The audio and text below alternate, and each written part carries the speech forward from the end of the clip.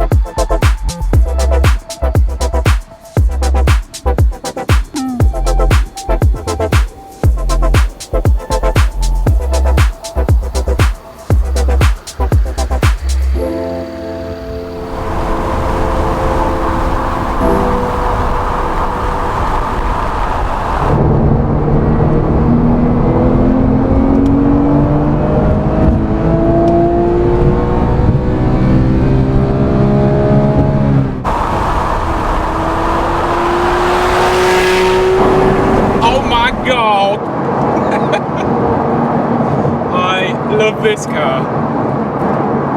I hope you can hear me, because GT3s are not known for their sound insulation, but oh my god, I'm so happy to have this car back. It's incredible. It looks incredible, sounds incredible, drives incredible. All those silly things that car journos say, like it's raw and you feel like one with the car. It really does. It's really like that. It is an amazing place to be. And yeah, obviously I haven't shown you the outside of it. I don't think I've shown you the outside of it yet, depending on how I edit this, but it's such a beautiful car. Such a lovely thing to look at. A lot of other people think that as well. There's somebody trying to crash into me at the moment.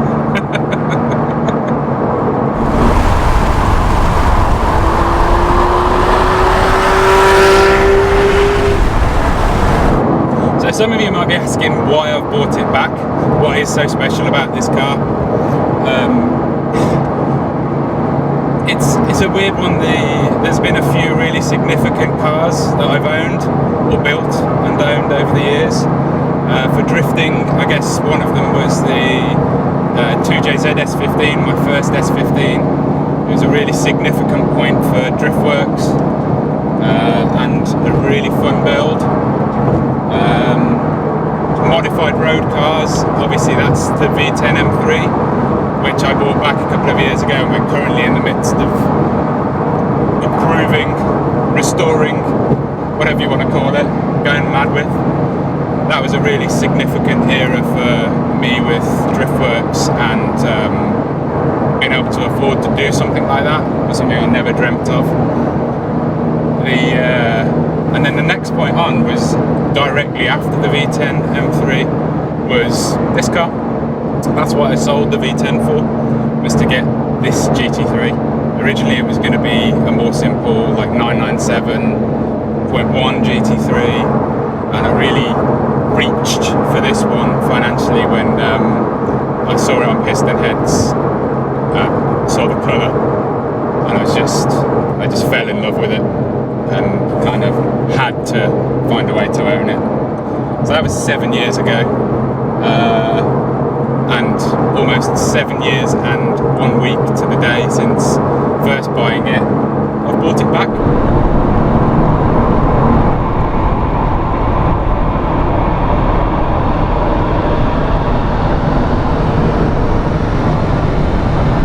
So yeah, that's what it kind of means to me. It's something I never ever thought I'd be able to own in my life.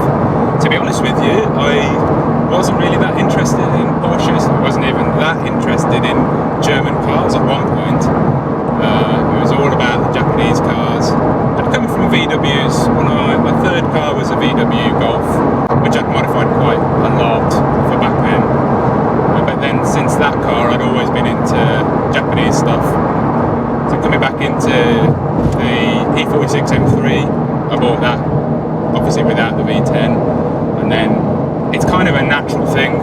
You see lots and lots of people do it, where they get into a BMW, an M car, and then they'll look to move to the next level, which is a Porsche, and I was incredibly lucky to move to a GT3, and not just that GT3, this one. The 9972 GT3, which is what this is it's considered the last of the golden era. This and its cousin, the GT3 RS, obviously, which is the even more track focused one. But it's the last of the Metzger engine, the original engine. It was the last manual car at one point. So after this came the 991 GT3, which is the white one that I owned.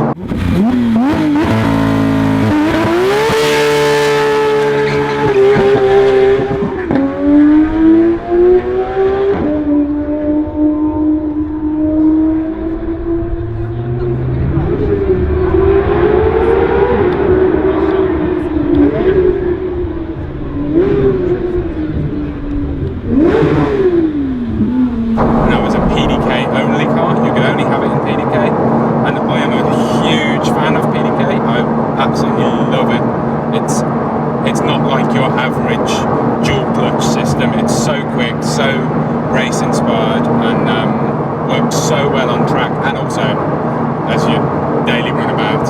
I absolutely love it. But this being at the time the last ever manual of the Porsches, of the GT3s, it was a really significant car. Then since then, the 991-2, the revision of the 991, they offered that in with a manual option that you had to pay for.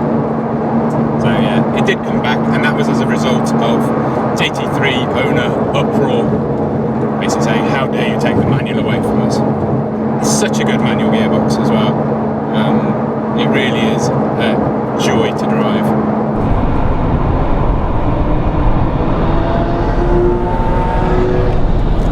And yeah, it's just one of those cars that for me is so significant. It's so tied into the race car, and the reason I chose to buy it after the V10 M3 was that essentially a GT3 is a modified car.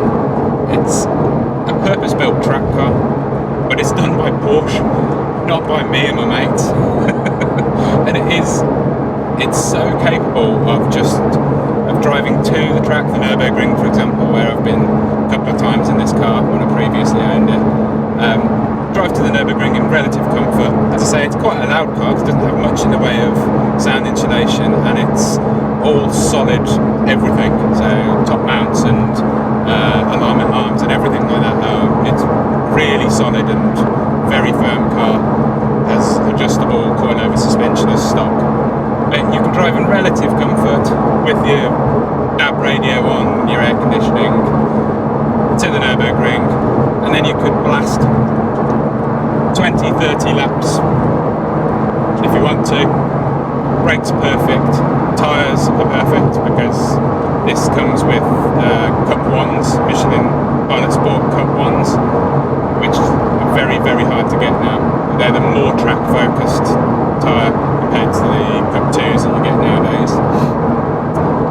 And yeah, you could do all those laps, never have an issue with cooling, never have an issue with anything, go as fast as you want, as fast as you're capable, or as brave as you are, and then drive it home back to the UK, whatever the 600 odd miles it is to do that.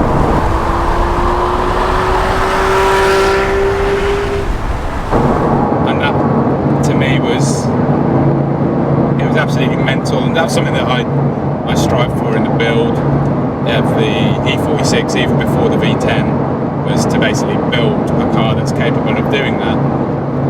But imagine what it's like when you get into something that Porsche's R&D department have got behind to basically allow you to do that. It's a bit of a work of art.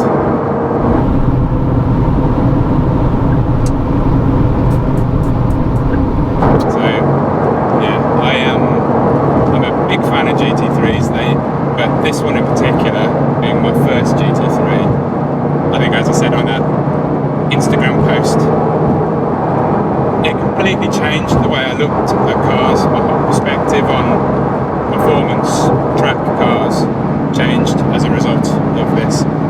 So it really does mean so much to me, and I'm so happy. I'm so happy that I'm so lucky to be able to buy it back and enjoy it once again. So yeah, I think I'll leave it there. I'll probably just do some nice shots of it when I get it back, so you can see the outside, and yeah, I'll probably do some update on my plans for the car, because you know, the idea for buying it back is only 4 days old, so I've already come up with loads of ideas for it. But yeah, thanks very much for watching. Please give us a like if you like the video, make sure you're subscribed, and yeah, here's one more rinse for you.